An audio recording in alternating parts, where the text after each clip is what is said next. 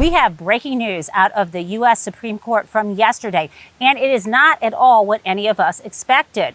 Yesterday at 10 a.m., the court released 2 decisions, and I will talk about those in a moment. But what I am referring to now was a leak. Yes, another leak from the U.S. Supreme Court. This time it was inadvertent, so they say. A staffer who is unnamed uploaded to the public-facing website an opinion that had not yet officially been released by the court. And surprise, surprise, the second leak I've ever heard about related to abortion. This case was coming up from Idaho. Let me give you those details. Idaho, shortly after the Supreme Court overturned Roe versus Wade, decided to pass a law that forbid women from getting abortions, even if a woman was in a situation where she would have permanent physical damage to her reproductive system or was near death, but not actually on the verge of dying.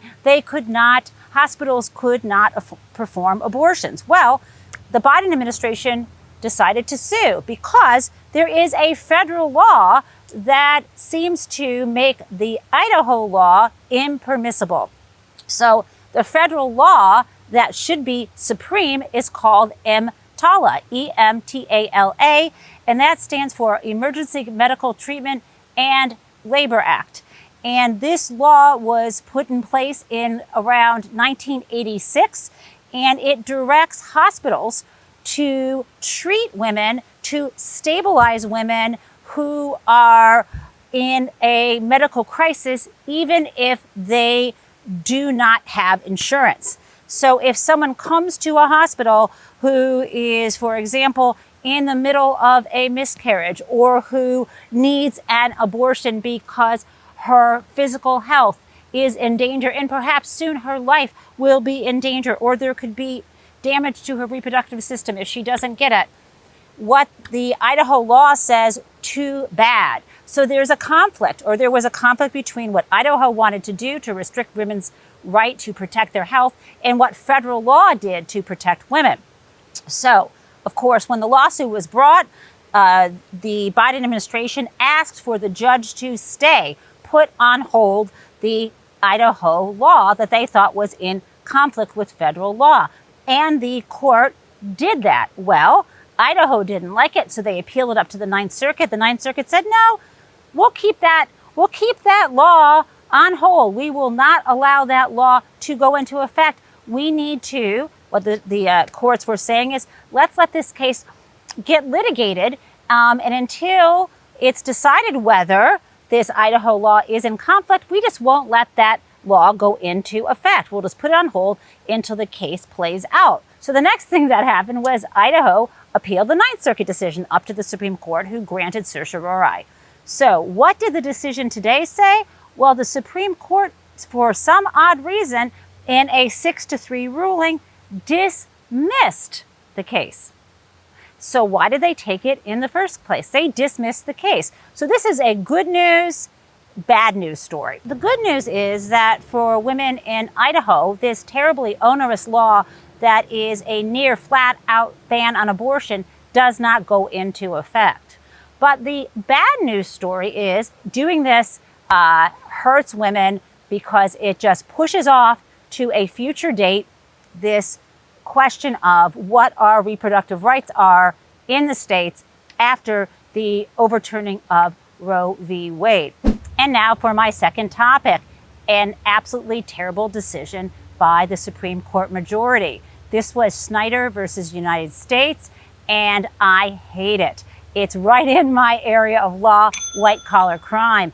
And as a result of this decision, local and state officials will be able to engage in all kinds of corrupt practices and be immune, I believe, from federal prosecution. We will need to leave it to state and local governments to go after them, which may not be possible if they have them in their pockets. Let me tell you a bit about this. This case related to a guy who was a mayor in a town in Indiana. And after he awarded contracts to purchase garbage trucks to specific companies, he went to them and said, hey, I would like a little money, a little thank you for what I did for your business. And he received $13,000 in what we would call gratuities or kickbacks. And he was prosecuted under a federal law, 18 U.S.C. section 666. Yes, not the devil, but I've always found that section amusing. And he was prosecuted by the federal government under what's known as federal program bribery. And this relates to any time that a local or state government gets more than $10,000 in federal funds, they can be prosecuted if they take bribes of, let's say, I think the threshold is $5,000 or more. Now, in overturning this conviction, the Supreme Court majority said that they were looking at the language of this statute and decided that it only deals with bribery, meaning something that was promised or negotiated up front, a public act in exchange for something of value that's negotiated up front. And they said it doesn't cover gratuities, where you do something for someone and then say, pay me now. And my third topic is fantastic news out of the Supreme Court yesterday, with an opinion that marked a complete victory for the Biden administration.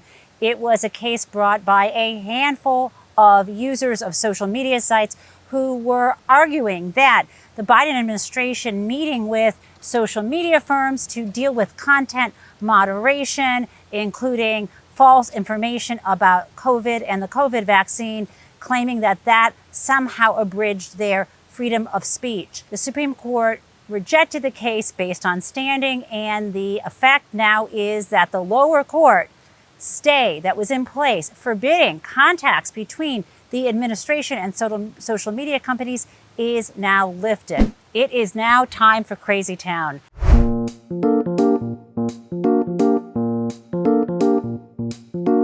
And I have to warn you, today it is extra crazy with a dash of creepy. The location is Mar-a-Lago, because that's where we just learned 2 days ago Donald Trump had kept, like a trophy, like a scalp, a news story featuring Val Broekschmidt, a young man who died in 2022 in what I consider mysterious circumstances, falling from a tree and breaking his spine. The reason why I find it mysterious circumstances is because Val was a whistleblower. He was specifically a Deutsche Bank whistleblower who revealed to both the government and journalists alleged ties between Donald Trump, Russia, and Deutsche Bank. A little more about this here you can listen to. Now, the reason that Val had access to these documents, this information that he shared in particular with writer David Enrich of the New York Times, who wrote the book Dark Towers, the reason why he had this information is that Val's actually his adopted father, had worked for Deutsche Bank and committed suicide in 2014. His job had been investigating money laundering. All of this is quite disturbing, and it feels like Jack Smith was somehow sending us all a signal by including that photograph of that article among Donald Trump's belongings, where he was also storing highly classified national security documents. I don't know yet, and I don't think any of us know yet, and we may never know why Donald Trump was holding on to this article, but it makes you seriously question, seriously want to reopen what that relationship was between Donald Trump and Deutsche Bank. So we will absolutely keep our eye on this story, and I look forward to seeing you tonight at 8:45 p.m. right before the debate starts. I will be there with all of your favorite nerds listening via the C-SPAN feed. We will make commentary in between debate questions, and we will be imbibing our favorite beverages and snacks. I have bought my strawberry Twizzlers, and I will be there with either Coke Zero or maybe even Diet Dr. Pepper. We shall see. See you all soon.